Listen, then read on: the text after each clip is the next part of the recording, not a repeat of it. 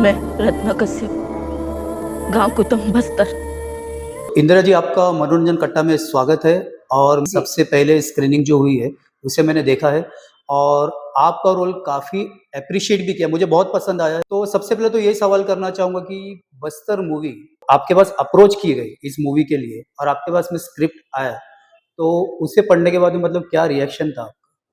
सबसे पहले बताऊंगी, मैं पहली रीडिंग जब बस्तर फिल्म की करी थी हुँ, और मैं स्क्रिप्ट पढ़ रही थी, यस। मुझे अभी भी याद है। मैंने एक कुछ टाइम देखा, मैंने पानी पिया, मैंने कॉफी मंगवाई और उसके बाद जो मैंने शुरू करी ना, हुँ, मैं बिना रुके एक गो में चलती जा रही थी। मैं आई थिंक 63 पेज पर जाकर सडनली एक मैंने गैप लिया एंड मैं 2 सेकंड को ऐसे स्तब्ध थी कि क्या था ये।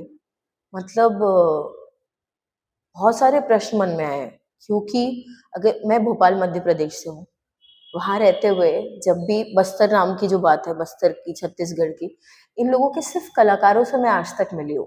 और भोपाल में इतने फेस्टिवल्स होते हैं, इतने कल्चरल एक्सचेंज होते हैं, उन सबको मिलके मुझे सिर्फ इतना पता था कि बस्तर के आर्टिस्ट आते हैं, गाना होता है, म्यूजिक होता है, हुँ, इतना अच्छा मेटल आर्ट वर्क होता है, उनकी खुद की पेंटिंग्स होती है, आर्ट में कितने रिच हैं वो लोग। इसके अलावा बस्तर में क्या हो रहा है, किस घर में क्या जा रहा है, महिलाओं की क्या दशा है, लोग कैसे जी रहे हैं, मुझे कुछ नहीं पता था।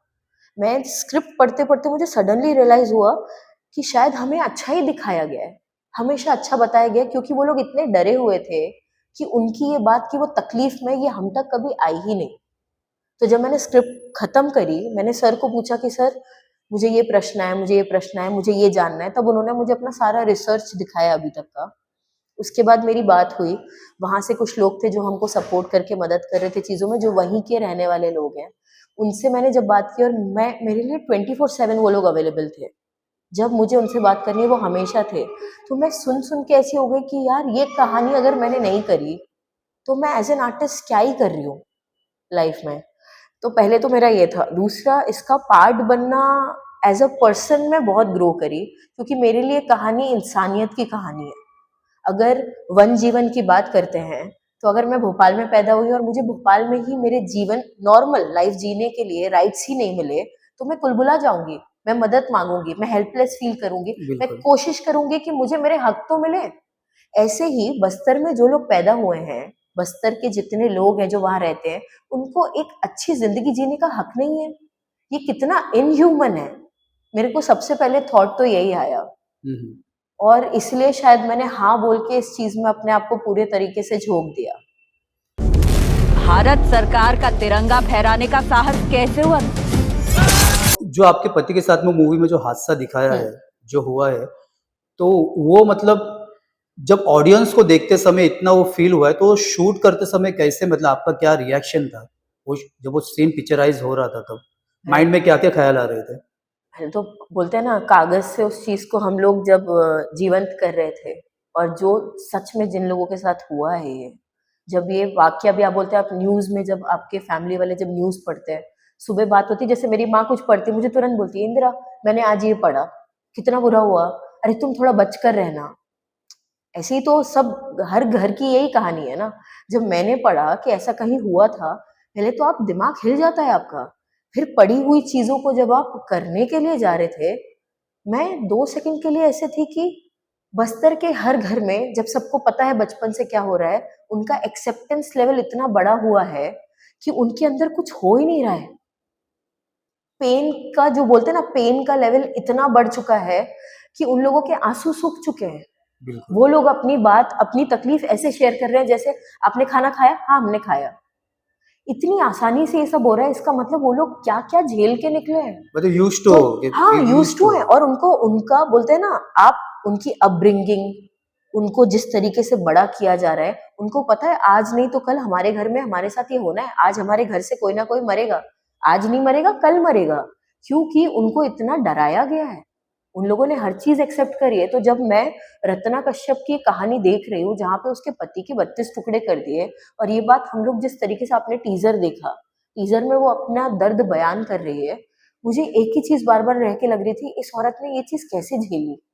और जब मैं इसे करने के लिए, जब मैंने ये शुरू किया और मैं देख रही थी, मेरी आँखों के सामने सब हो रहा था, तो 2 ही चीज़ें मन में आई। एक तो सबसे बड़ी बात कि जिस तरीके से वो लोग बात कर रहे हैं ना, मैं सच में जब वो तकलीफ पोर्ट्रे करने जाऊंगी और मैं इतना एक्सप्रेसिव नहीं होंगी जिस तरीके से वो लोग हैं, बिल्कुल। वो एक्सेप्टेंस के साथ करूंगी, तो क्या ऑडियंस मुझे एक्सेप्ट करेगी?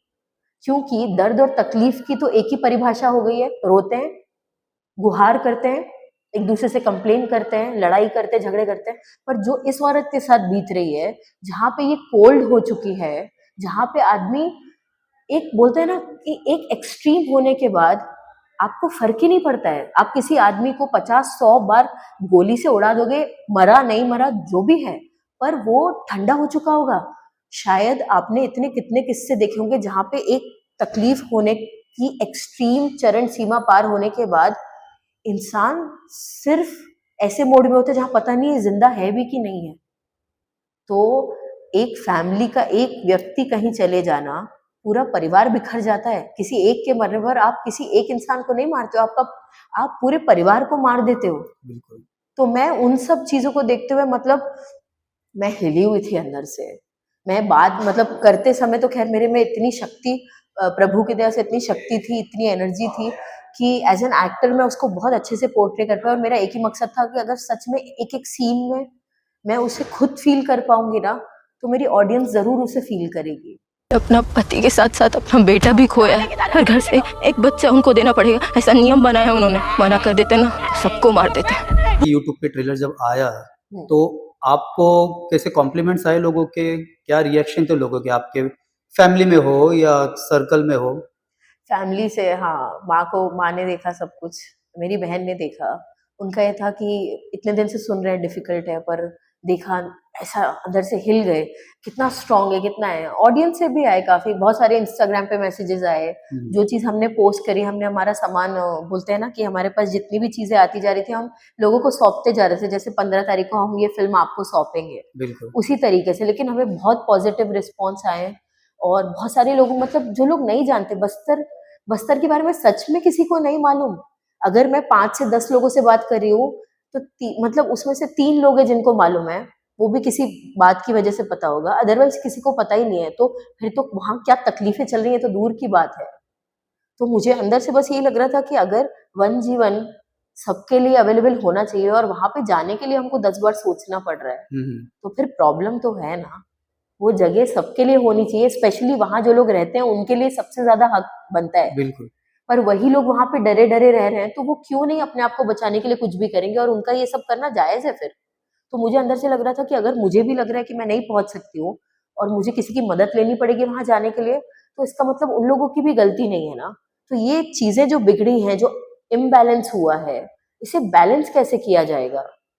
तो वो अवेयरनेस के तौर पे शायद कलाकार का काम ही है सोसाइटी में अपने आर्ट से अवेयरनेस पहुंचाना, जो हमने किया है।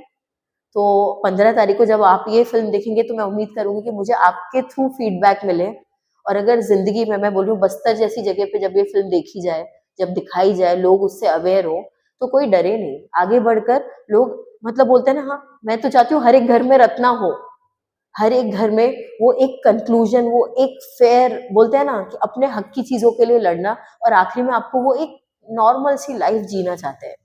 आप उनको एक अच्छा जीवन नहीं जीने दे रहे। हम तो यहाँ पर इतनी सारी चीजें प्लान करते हैं, हम हर दिन ग्रोथ के बारे में सोचते हैं, उन्हें भी तो ग्रोथ के बारे में सोचने का हक है ना, उन्हें भी तो अपने देश का झंडा फहराने का हक है और उन्हें भी प्राउड होने का हक है। तो हम किसी इंसान से उसके हक कैसे छीन सकते हैं? मेरे पति मिलिंद कश्यप को नक्सलियों ने मार दिया, 32 टुकड़े कर दिए। क्या गलती थी उसकी? अपने गांव के स्कूल में भारत का झंडा लहराया। पूरी मूवी के दौरान कोई ऐसा सीन या कोई ऐसा इंसिडेंट जो आप शेयर करना चाहो ऑडियंस के साथ में? मुझे लगता है पहले सबको फिल्म देख लेनी चाहिए, उसके बाद बात करें, क्योंकि कभी कभी हम भी इमोशनल होते हैं ना। हाँ, हाँ। मुझे बस एक ही चीज कहना है कि मैं हर सीन को शूट करते समय कई बार ऐसा हुआ, जब जब दिन करीब आ रहे थे मैं खुद बहुत सरप्राइज हुई हूँ। तो मुझे लगता है शायद मैंने रत्ना को इतना अच्छे से जिया और अपने आप को पूरे तरीके से समर्पित किया है कि मुझे खुद को भी कुछ कुछ पॉइंट्स पे नहीं पता था, मैंने मेरे लिमिट क्रॉस किया, और एज अ पर्सन मैं बहुत ग्रो की हूँ। मेरे अंदर इतनी शक्ति आई है ना कि शायद अगर जो रत्ना ने झेला है अपनी जिंदगी में, और कई माओं ने झेला है, बस्तर की कई माएँ जो निकलती हैं, और जब आप बच्चा पैदा करने वाले होते हो, जब आप परिवार बना रहे होते हो, आपके मन में होता है कि यार आपका बच्चा देश के लिए कुछ करेगा, आपका बच्चा एक अच्छा नागरिक बनेगा, वहां कोई माँ ये नहीं सोचती कि आपका बच्चा किसी दिन उठकर किसी को मार देगा। तो मुझे वो चीज अंदर से लगी, तो मैं एज अ पर्सन सच में मुझे बहुत स्ट्रेंथ मिली, और मुझे लगता है जिंदगी में किसी भी तरीके की तकलीफ आएगी या फिर किसी को मदद करना पड़ेगा, तो मुझ में इतनी क्षमता होगी कि मैं खुद भी खड़ी रह सकूं और मैं औरों को भी खड़ा कर सकूं। मैं मेरे पति का बदला और अपने बेटे को वापस लेने के लिए जिंदा हूं। एज ए डायरेक्टर सुदीप्तो जी के बारे में क्या कहना चाहोगे?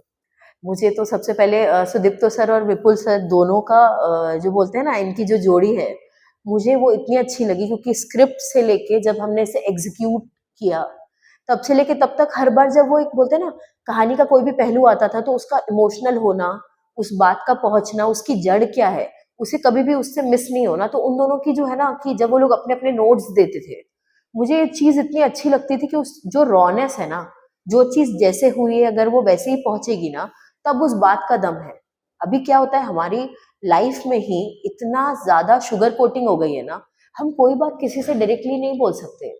बिल्कुल। पहले के समय में मैं भोपाल में जब मैं नाटक कर रही थी, जब मैं बड़ी हो रही थी, मैंने ऐसे कई पत्रकारों के बारे में, क्योंकि मैं पेपरों में बड़ी हुई हूँ वहां पर, तो जब हम नाटक करते थे हम देखते थे जब रिव्यू आते थे ना, और कोई सच में लिख देता था कि आज कोई नाटक में लाइन भूल गया, आज ये हो गया, ये नाटक बड़ा ही खराब था, या ये नाटक बहुत अच्छा था, तो अच्छा अच्छा सब सुनते हैं, अपने गोद में लेकर जाते हैं, पर बुरा कोई नहीं सुनना चाहता। तो ऐसे पत्रकारों को साइड में कर दिया जाता था। तो मुझे अंदर से लगा कि सच्चा इंसान तो किसी को चाहिए ही नहीं, और अगर इतनी सच्चाई से बिना डरे अपनी बात कह रहे हैं, एक सच्ची बात लेकर आ रहे हैं, ऐसे लोग बहुत कम हैं। और लॉन्ग रन में बोलते हैं ना कि लंबी रेस का घोड़ा जो होना होता है ना, वो अपनी बात लेकर आते हैं। और हमारी इंडस्ट्री की सबसे बड़ी अजीब सी विडंबना है कि जो आदमी जो बात पहले बोल देता है वो बात उसकी हो जाती है। तो मुझे कभी समझ नहीं आया, हम लोगों को एक दूसरे को सेलिब्रेट करना आना चाहिए, हमें एक दूसरे को देखना आना चाहिए, अप्रिशिएट करना आना चाहिए। और मतभेद होंगे, कोई जरूरी नहीं आप हमें एक्सेप्ट ही करें, पर उन मतभेदों में रहते हुए भी हम अच्छे से बात कर सकते हैं। हम कलाकार हैं, हम लोग वॉर में नहीं खड़े हैं कि एक दूसरे को बिल्कुल उड़ा देंगे हम लोग। तो मुझे लगता है कि आप पहले देखें, उसके ऊपर बात करें, और प्रश्न आएंगे उसके उत्तर हम आपको देंगे। तो उस तरीके से मुझे ये दोनों ही लोग, सुदीप्तो सर, इवन विपुल सर, इतने बोल्ड लगे कि इनके पास अपनी बात थी रखने के लिए, और ये बिना डरे अपनी बात रखते हैं। मुझे ऐसे लोग बहुत पसंद है। और ऑडियंस के लिए क्या कहना चाहोगे इस मूवी को लेकर? मैं यही कहूंगी कि आप लोग 15 मार्च को अपने नियर डियर सिनेमा हॉल में जाइए, बस्तर को देखिए। और जो लोग बस्तर को नहीं जानते हैं, मैं आपको बोलती हूँ सामने से, मेरा एक्सपीरियंस रहा है, जब आप फिल्म देखेंगे ना, आपके अंदर बहुत प्रश्न उठेंगे। As a person, as public, आपके मन में बात आएगी कि आपने भी अपनी जिंदगी में कितनी बार हेल्पलेसनेस फील करी है, और आपको मन करेगा कि जिस तरीके से ये फिल्म आपको कुछ दे कर जाएगी, तो आप इसे देखें और औरों को भी दिखाएं, और हमें प्लीज बताइए कि आपको ये फिल्म कैसी लगी। मनोरंजन टट्टा से बात करने के लिए बहुत बहुत धन्यवाद। Thank you. मैंने हथियार उठाए हैं, बस्तर से नक्सलियों को खत्म करके रहूंगी।